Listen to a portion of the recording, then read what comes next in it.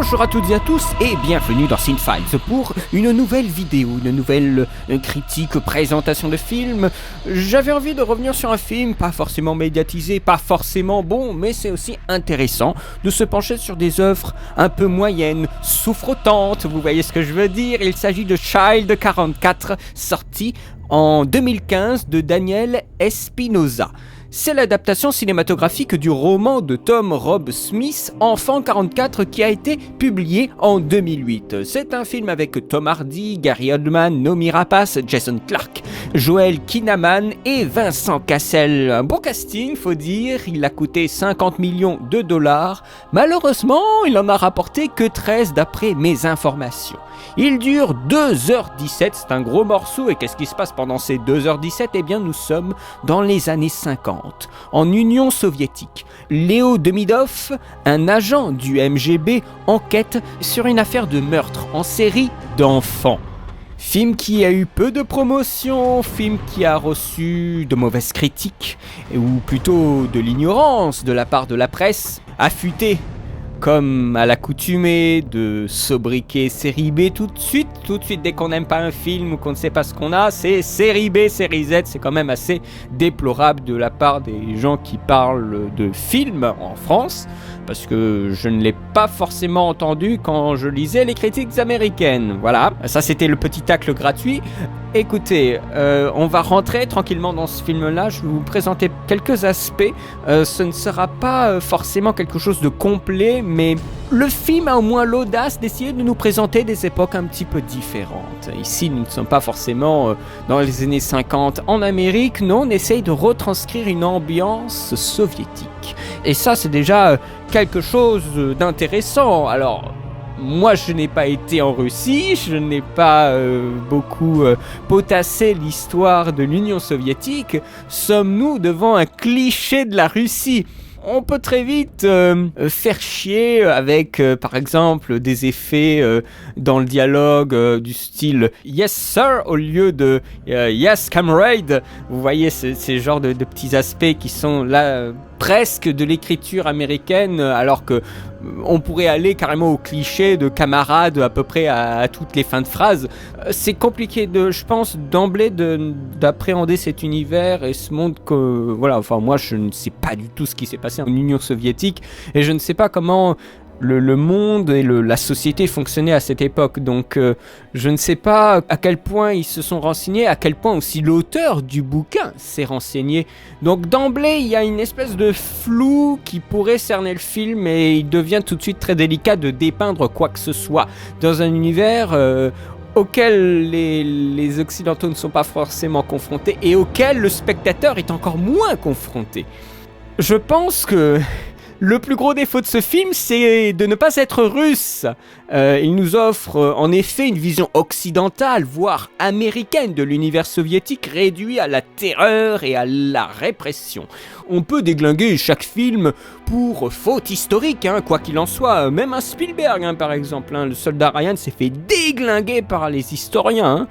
On sait que c'est fake. On attend de ce film qu'on y croit assez pour être dedans. Alors je n'ai pas de connaissances particulières en histoire, je vous l'ai dit, mais j'ai accepté cet univers. Je ne souhaite pas garder une image de ce type concernant ce film, mais ne pas oublier qu'il est fake, bien entendu. Voyez ça comme une sorte de commentaire politique d'une Russie orientée par une fiction. Une Russie dans laquelle nous entendons que le meurtre en série est considéré comme une maladie occidentale et capitaliste. Impossible donc que cela puisse exister sous le régime paradisiaque que constitue le communisme. Il y a un refus de la part des autorités de reconnaître ces meurtres comme des victimes de crimes. Ils en font dans ce cas-là des victimes d'accidents. Ils transforment les rapports et transforment les scènes de mort.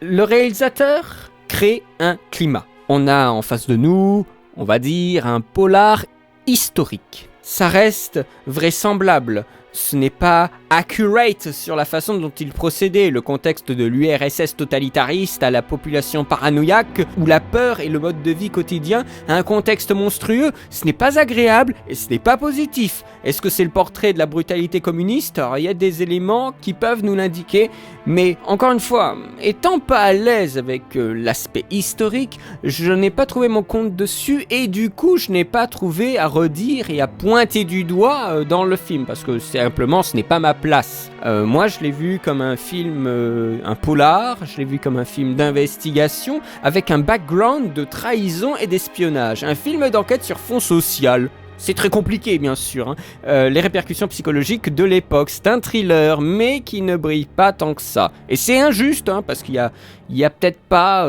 de souffle dramatique pendant l'enquête. Est-ce qu'on reste sur sa fin? Je pense que oui, un petit peu. Le film ne décolle jamais vraiment. Ça manque d'intensité et la fin retombe assez rapidement. Mais il y a quand même de l'intensité par cette traque du dissident par le gouvernement pendant tout le film. Il y a une critique qui évoquait un ennui poli. Moi j'aime beaucoup cette idée, cette expression, un ennui poli. Je suis assez d'accord avec cette sensation. On peut le ressentir. C'est un ennui, mais tu acceptes cet ennui et finalement c'est un ennui qui est bien fait. Mais je crois que c'est surtout que le film il dure beaucoup trop longtemps. Le récit se charge, bien entendu. Je n'ai pas trouvé à outrance une vie échargée, normal que certains films essayent de charger aussi leur récit. En ce qui me concerne, j'ai toujours suivi ce qui se passait, même si des fois je me perdais dans les personnages parce qu'ils ont des noms étrangers. Mais là c'est culturel, hein, ce n'est pas la faute du récit. Pour le titre, on pourrait peut-être reprocher qu'il ne correspond pas du tout au film, en tout cas en apparence. Child 44, Enfant 44 est un film sur le système et comment il corrompt les esprits, comment il se dédouane de ses responsabilités, comme il forge ses propres monstres. L'exposition est longue, on pourrait peut-être reprocher ça, c'est qu'on a toute une scène de bataille au début du film pour faire bien sûr un petit peu d'action, hein, parce qu'il y en a quand même très peu dans le film. Une scène de bataille et après tout ce qui se passe après cette bataille. Donc bien sûr pour instaurer que notre héros est un personnage qui a fait la guerre, qui est un héros.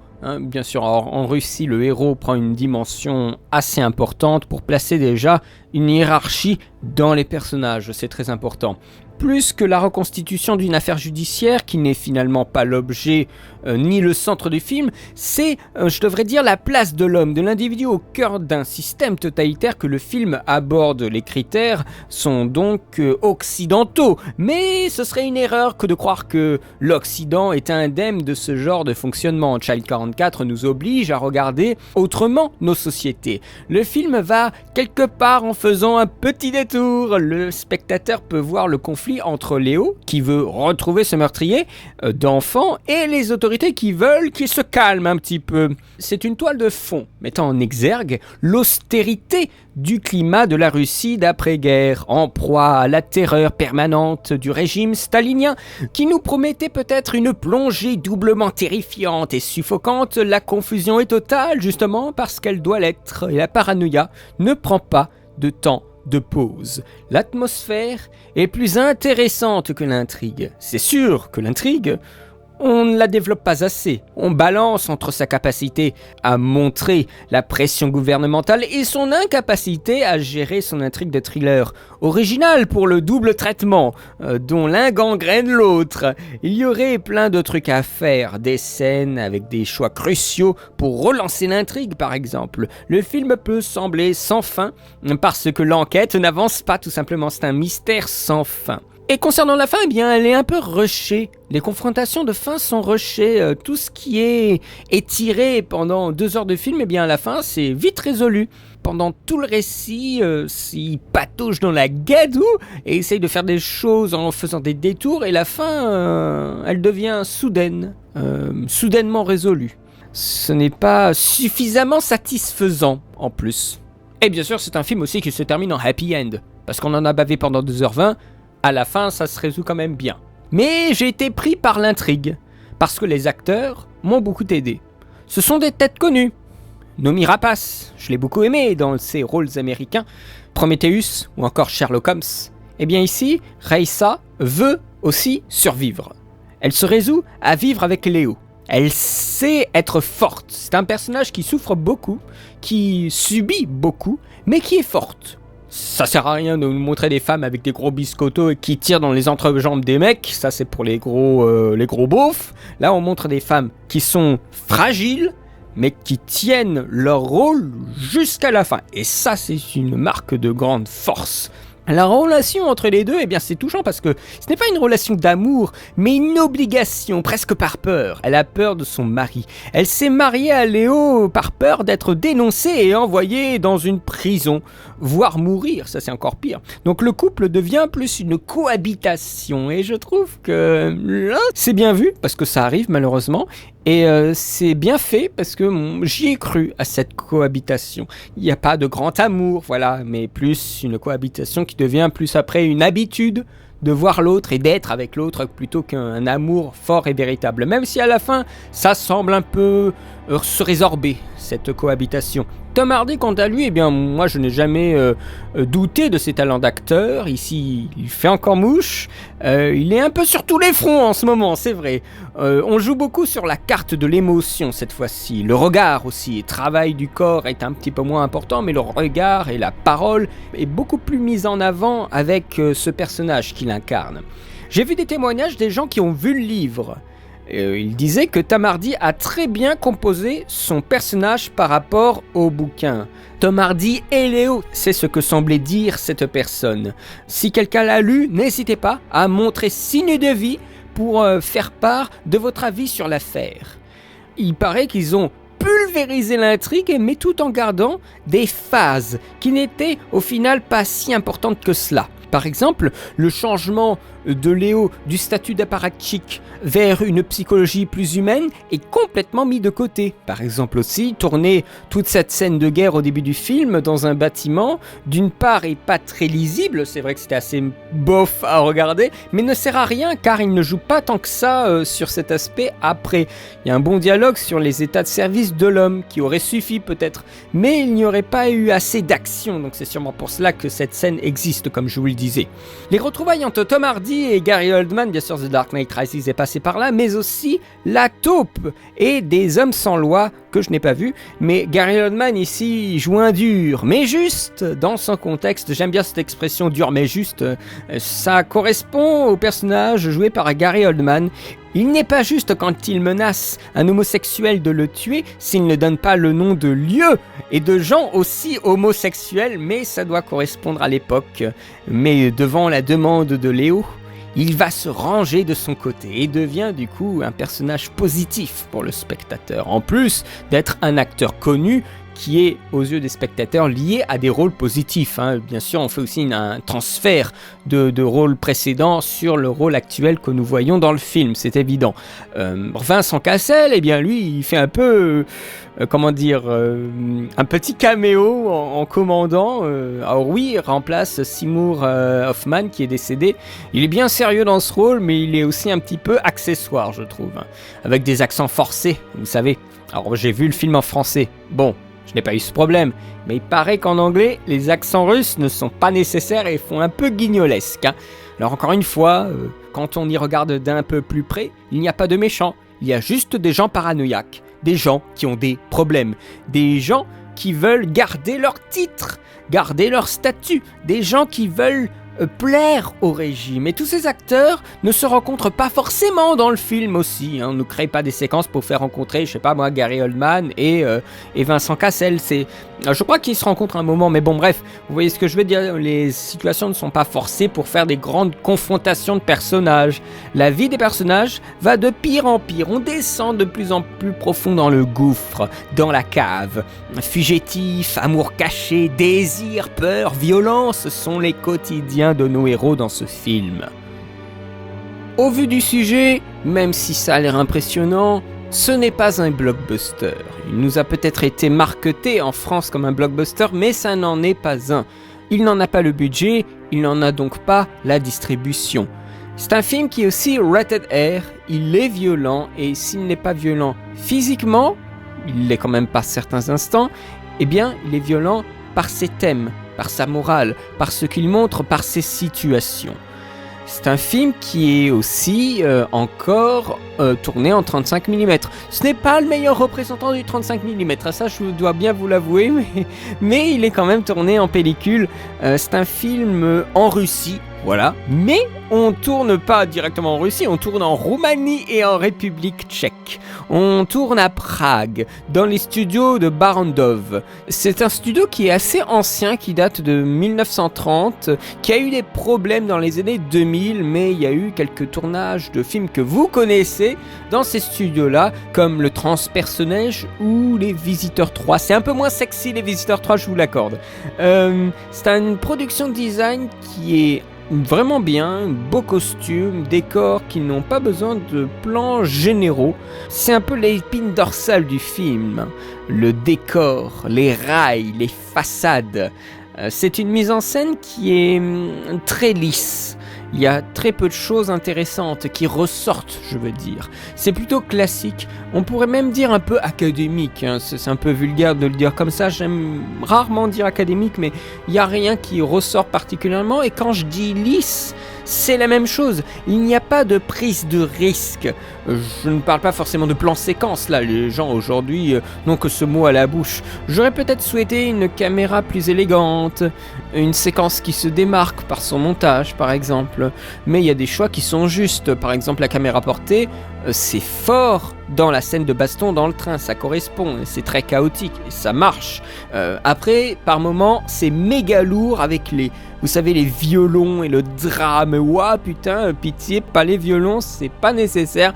Voilà, des fois, ça manque de finesse dans le traitement dramatique des situations. Par contre, c'est assez bien monté. C'est un montage compliqué. On voit que, comme je vous disais, il y avait beaucoup de choses à montrer. Et là, ils ont deux monteurs de qualité, qui est Dylan Tashnor, qui a fait les montages de There Will Be Blood de Paul Thomas Anderson, de The Assassination of Jesse James by the Coward Robert Ford, c'est un nom un peu long, et aussi The Town et The Dark 30. Donc c'est quelqu'un qui sait vraiment bien monté. Et on a Pietro Scalia qui est le monteur de Ridley Scott, mais qui a aussi travaillé avec Sam Raimi sur Mort ou Vif ou Oliver Stone sur JFK. Donc c'est vraiment un mec qui est fort. Les deux ont monté le film. Alors, aucune idée de savoir ce qu'était le montage initial. Une histoire, il y a un gros contexte, pas mal de personnages, c'est pas facile de faire tenir ça, et le film est gourmand, on le voit, et pour tout ce qu'il a à faire, eh bien ces gars-là, ces deux monteurs, ils s'en sortent. On sent qu'il y a beaucoup de choses qu'ils ont dû couper dans le film pour essayer de le faire tenir, et le montage n'a pas dû être évident.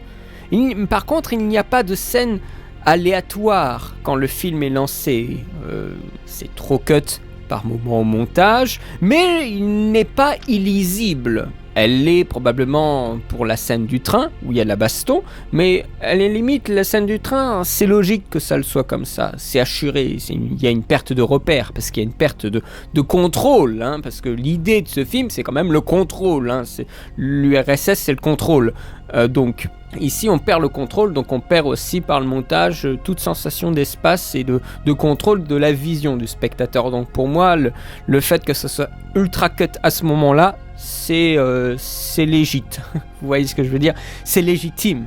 Mais autrement, le film est assez bien monté. On sent on sent les problèmes par moment. Il y a de l'ellipse, voilà. Et je pense que ces deux monteurs savent exactement comment gérer l'ellipse pour que ça soit toujours compréhensible. Bien sûr, on parle là d'un film qui va parler de la Russie à une certaine époque. Le film a été banni en Russie avant sa sortie. Le film a eu, on va dire, des problèmes avec ce pays, sans blague, parce qu'il n'y a pas un casting russe et ce n'est pas fait par un russe. Alors il y a une distorsion des faits historiques, je peux les comprendre. Le ministre de la Culture, Vladimir Medinsky, a fait un lien entre l'Union soviétique dépeinte par ce film et le Mordor. Donc voilà, ce n'est pas tolérable, hein. Donc voilà, le film a été mal reçu là-bas. Le film est aussi taxé par... je peux vous donner en mille des Français, bien sûr, de films de série B. Alors, je pense que au-delà d'une petite blague, pour faire bon genre, pour dézinguer le film facilement, je crois qu'il faut peut-être un peu se renseigner sur ce qu'est une série B. Ce n'est pas le cas du film. C'est un film qui souffrote, mais qui est un thriller ambitieux. Et ne serait-ce que pour la période, ça ne peut pas vraiment être considéré comme de la série B. Et si on parle en termes de budget, ce n'est pas non plus une série B. Donc je crois qu'il y a, et je suis désolé de le dire de cette façon, mais une éducation à faire auprès des gens sur Internet quand ils parlent avec des termes pareils, parce que ça dessert des films qui essayent d'être honnêtes, et ça dessert aussi le vocabulaire que nous utilisons pour parler de cinéma. Or ça paraît vachement prétentieux et hautain de le dire comme ça, mais force est de constater quand vous regardez des critiques, des commentaires un peu partout sur différents sites, que les gens ne savent pas parler de cinéma. Parce que ces termes, chef-d'œuvre, série B, série A, série Z, je sais pas moi, travelling, montage alterné, montage parallèle, ce sont des termes qui ont été définis, certes, il y a bien avant notre naissance, qui sont peut-être un peu à remettre au goût du jour aujourd'hui, mais ça reste des termes qui désignent des cas précis de production, ce ne sont pas des termes qu'on utilise comme ça dans le vent. Donc je me permets, pour terminer cette vidéo, de ce petit aparté, de vous inciter à faire très attention quand vous voyez ces termes, mais aussi quand vous voulez les utiliser. Renseignez-vous du mieux que vous pouvez si vous souhaitez, bien sûr. En tout cas, concernant ce film, c'est certainement pas un film de série B. Ce n'est pas parce que il n'est pas aussi bien fait que l'on aurait souhaité qu'il est à caser dans cette catégorie, je pense. Le film, en fait, m'a surpris, je devrais dire, par sa direction différente de ce à quoi je m'attendais. Ça aurait été peut-être mieux fait, mais il est ce qu'il est. Et je crois qu'avec la très bonne présence de Tom Hardy, ça lui rajoute une plus-value. En ce qui me concerne, je lui mettrais un 13/20. Je m'étais peut-être imaginé autre chose d'autre avec le titre et la bande-annonce. Peut-être qu'il ne rend pas justice au livre, mais en attendant, il tient le coup. Il est en équilibre délicat, mais il est quand même en équilibre. Child 44 vaut la peine d'être vu. Il faut s'accommoder des limites inhérentes aux conventions et au genre et accepter aussi quelques incohérences du scénario. Il ne partait pas gagnant, mais il a réussi à retrouver les bons rails, je devrais dire. Voilà, j'ai terminé ma critique, j'espère qu'elle vous aura plu, un petit film un peu différent et pas forcément très médiatisé, même si c'est pas la grosse note de ouf, mais je ne suis pas là pour faire que des chefs-d'œuvre sur ma chaîne, et ça je crois qu'il faut que vous le compreniez. En tout cas, j'espère que ça vous aura plu, n'hésitez pas à me dire ce que vous en avez pensé du film en commentaire si vous l'avez vu. Quant à moi, je vous remercie de me soutenir, je vous souhaite une très bonne journée, une très bonne semaine et à très bientôt pour de nouvelles vidéos. Allez, salut!